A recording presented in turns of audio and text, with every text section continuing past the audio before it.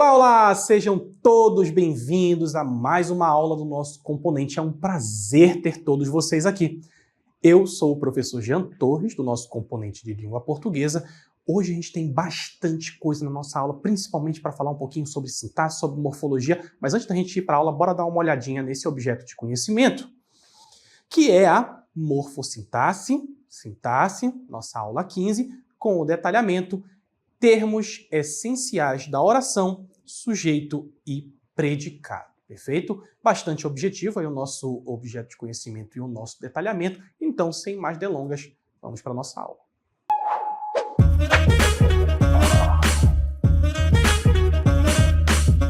Então, como já é tradicional aqui nas nossas aulas, antes da gente falar sobre o sujeito e o predicado, falar sobre sintaxe, sobre todos esses elementos, a gente tem um texto que é para a gente se situar, praticar um pouquinho a nossa leitura, entender um pouco sobre algum assunto específico, desenvolver essas habilidades e daqui a pouco a gente também vai falar sobre o sujeito predicado, essas definições que vocês devem estar ansiosos para conhecer, tá bom? Então bora aí para o nosso texto, que se chama Tecnologias Digitais, e ele também vem associado a essa imagem aqui, falando um pouquinho sobre tecnologias digitais, falando sobre computadores, tablets e celulares, que são exemplos dessas ferramentas, porque elas são tecnologias com características muito específicas. Elas são digitais, elas apresentam esse universo digital que é muito recente na história da humanidade, tá bom?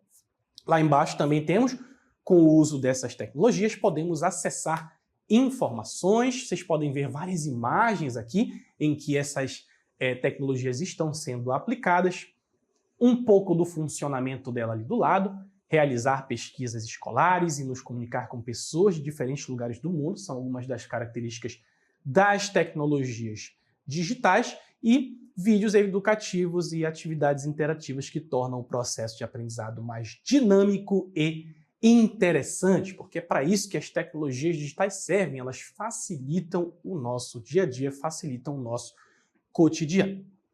E o nosso texto em si vai falar justamente sobre esses aspectos. Acompanha aí comigo. As tecnologias digitais estão cada vez mais presentes em nosso dia a dia.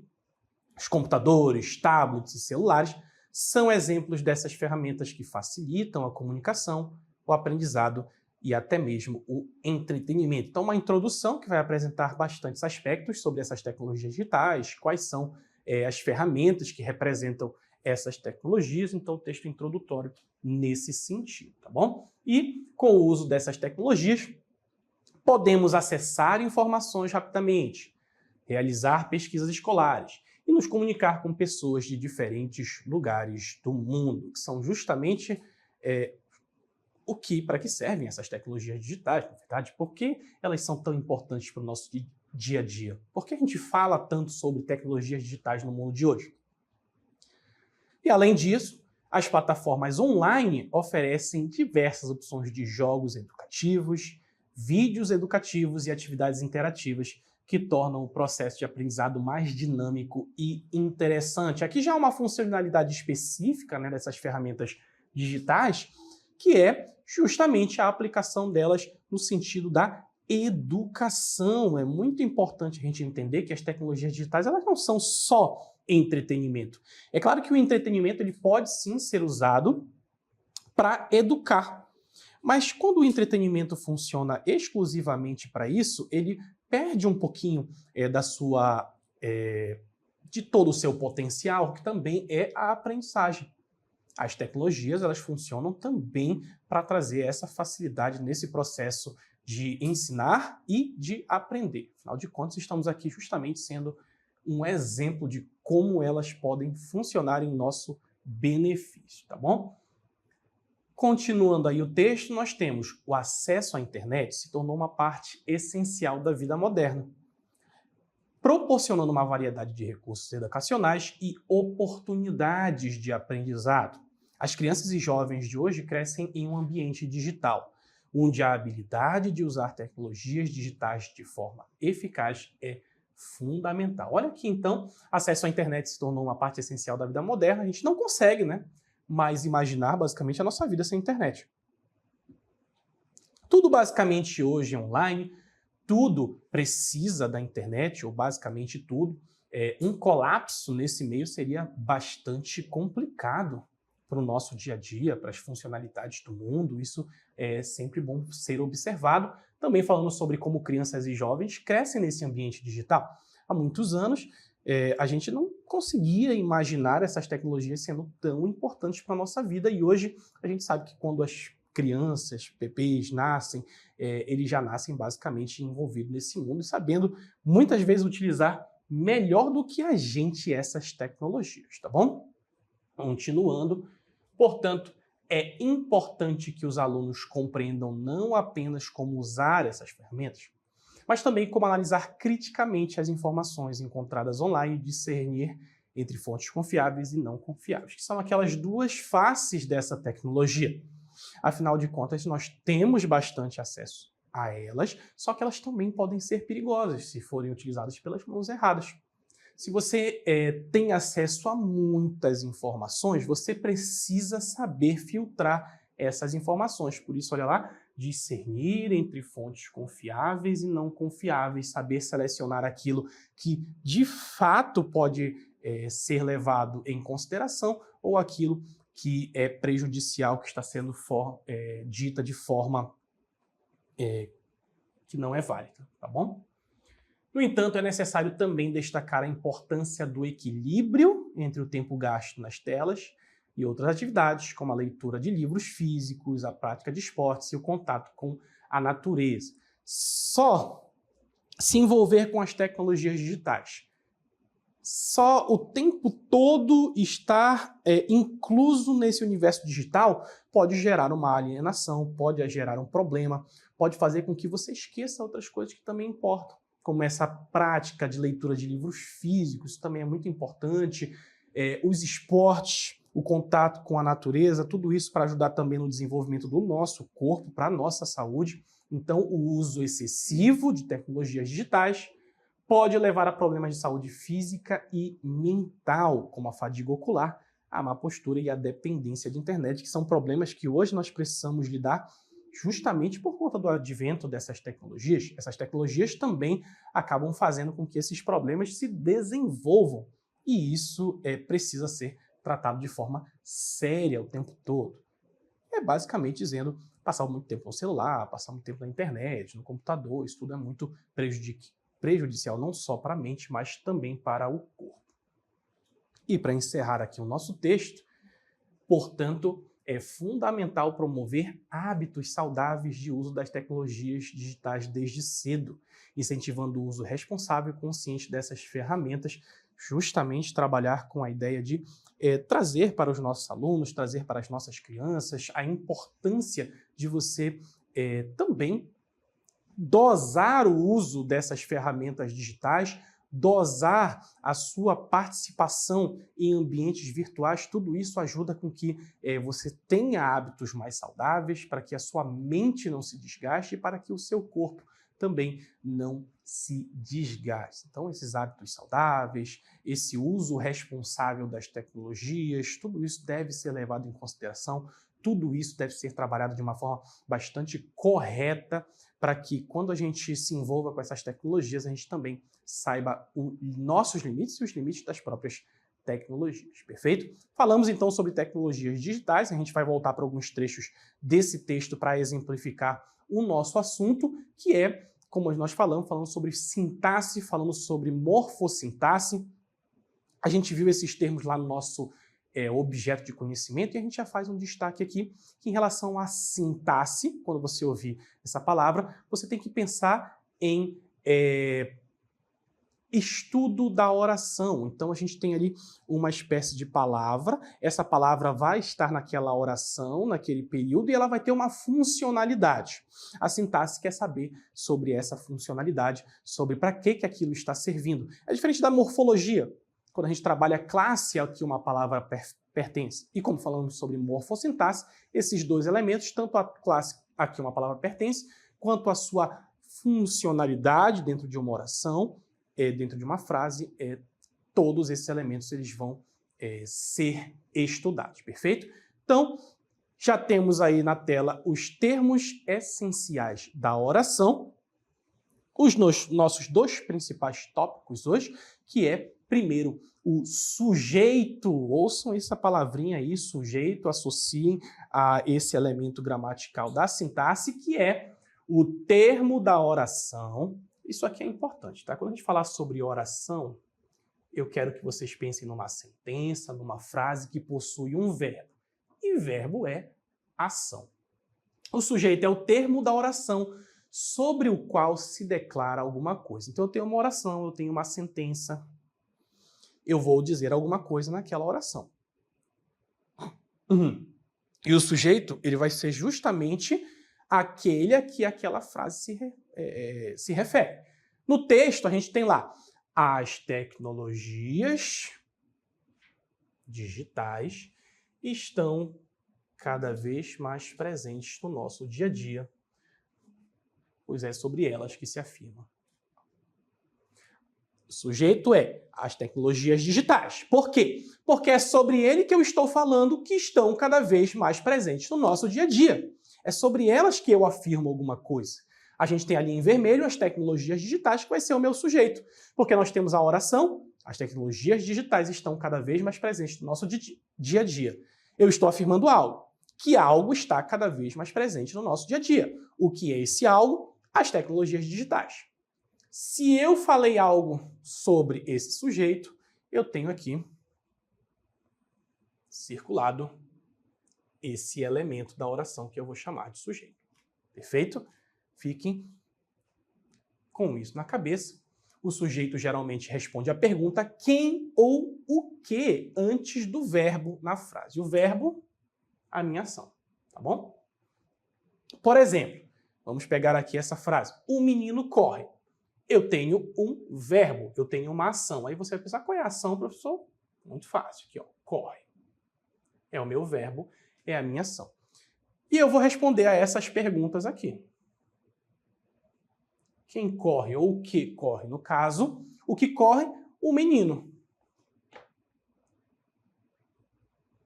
Ah, então eu falei alguma coisa sobre o menino. Se o sujeito é sobre o quem eu afirmo alguma coisa, então eu tenho aqui em o menino o meu sujeito, tá bom?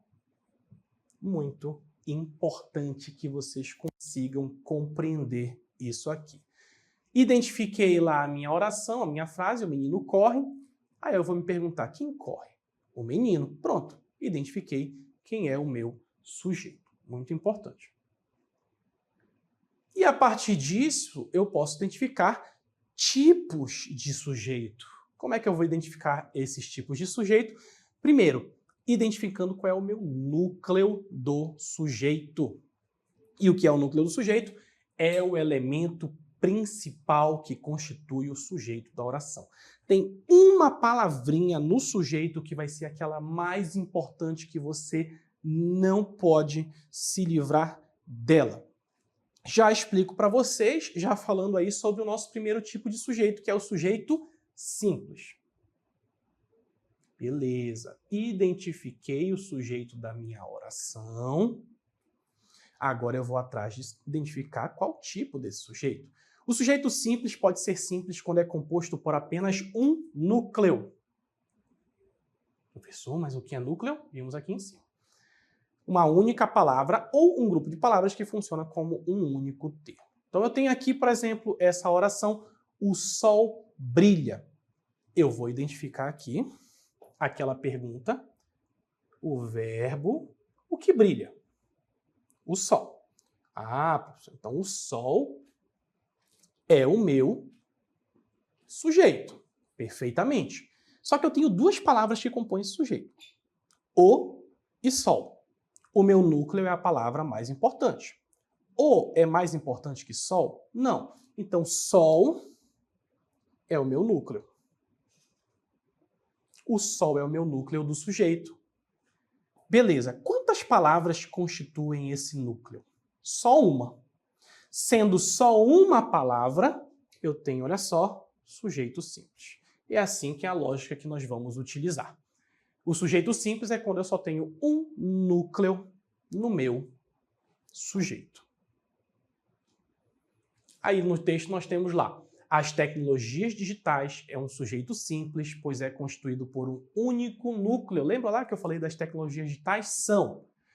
O que é? As tecnologias digitais. Só que só uma dessas palavras aqui vai ser a mais importante. Tecnologias.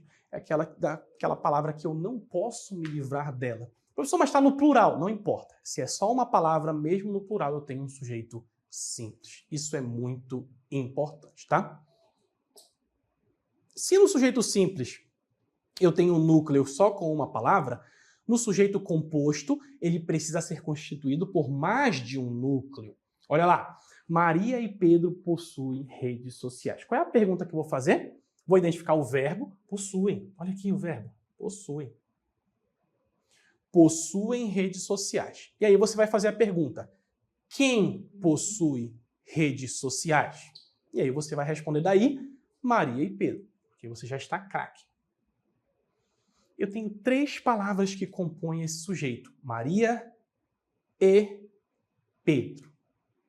Só que há palavra ou palavras das quais eu não posso me livrar. Quem possui redes sociais? Maria, Pedro.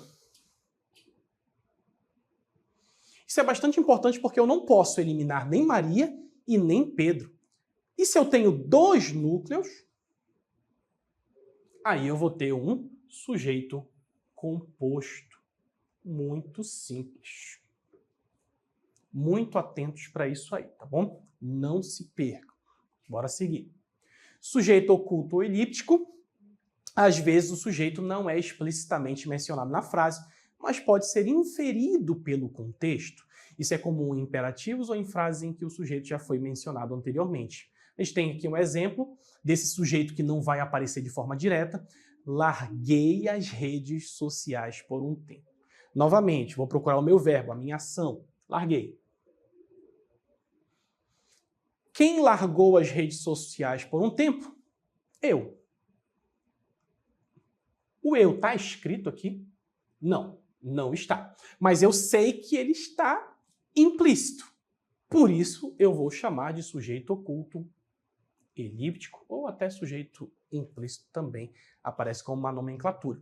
Por quê? Porque eu sei que o meu sujeito está ali, mas ele não é mencionado de uma forma direta. Só está escrito, larguei as redes sociais por um tempo. Quem largou as redes sociais por um tempo? Eu, mas esse eu não está explicitamente escrito. Sujeito oculto ou elíptico. E o indeterminado? Em algumas frases, o sujeito pode ser indeterminado, o que significa que não é possível determinar quem está realizando a ação. E aí eu não vou conseguir identificar nesse tipo de sujeito. É acompanhado de verbos flexionados na terceira pessoa do plural, eles, né? Ou verbos flexionados na terceira pessoa do singular, ele. Acompanhado da partícula ser. Como assim? Por exemplo, na frase, precisa-se de funcionários. Olha lá, verbo na terceira pessoa do singular, partícula ser. E quem precisa de funcionários? Não sei.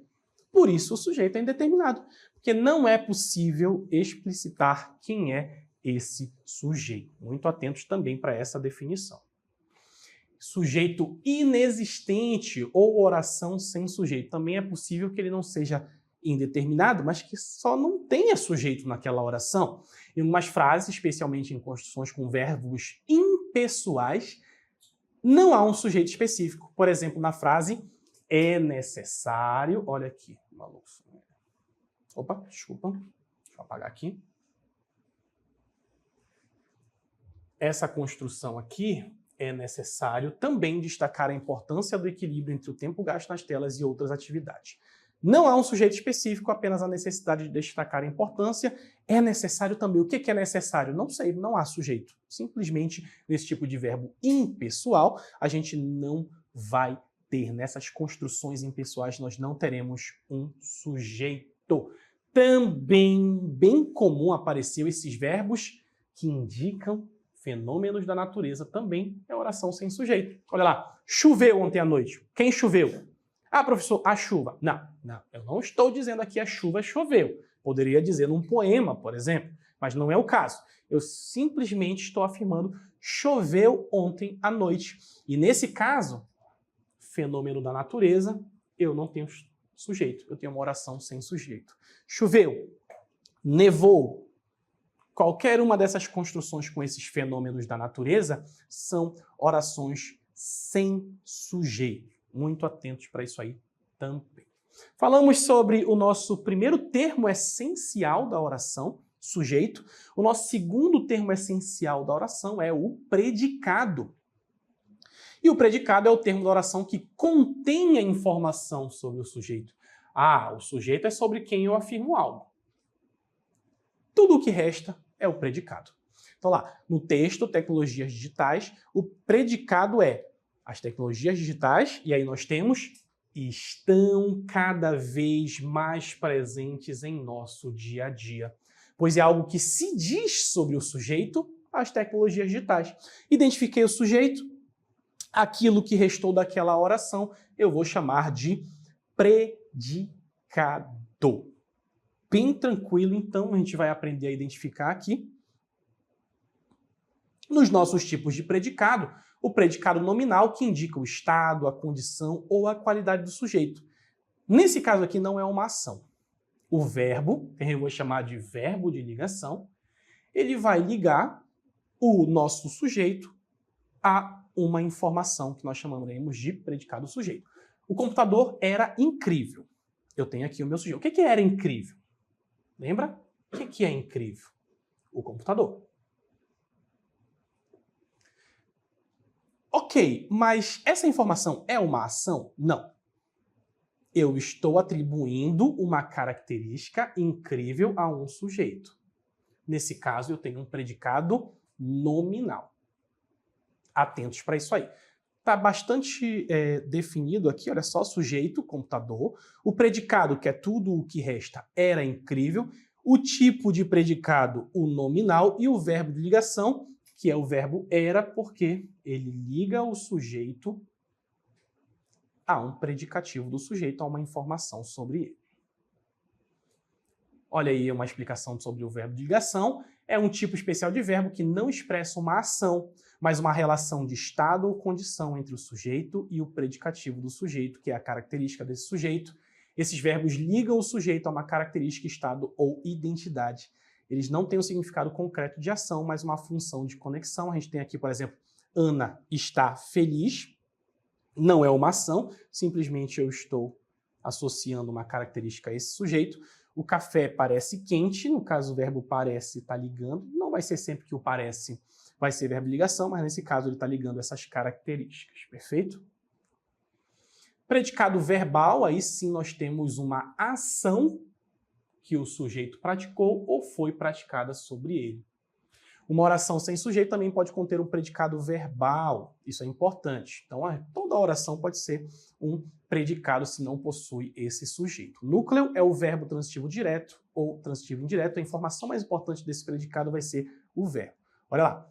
Ferramentas de inteligência artificial facilitam a automação de processos industriais. O que facilita a automação de processos industriais? Ferramentas de inteligência artificial. Sujeito. Tudo que restou vai ser o nosso predicado. E indica uma ação, né? Aqui não é ligando característica, a gente tem uma ação, facilita a automação de processos industriais. Sujeito, ferramenta de inteligência artificial, predicado facilita a automação de processos industriais, como é um verbo que indica ação, eu tenho o tipo de predicado verbal. E o predicado verbo nominal indica as duas informações ao mesmo tempo. Sim, isso é possível ligar tanto uma ação quanto um sujeito a uma característica. Possui uma ação e um estado ao mesmo tempo. Apresenta verbos transitivos ou intransitivos e seus núcleos são o verbo e o predicativo do sujeito ou do objeto. Tem aqui a criança nasceu feliz. Já tudo mastigado aqui, né? O sujeito vai ser a criança. Quem nasceu feliz? A criança. O que sobrou? Nasceu feliz. Vai ser o meu predicado. E por que verbo nominal?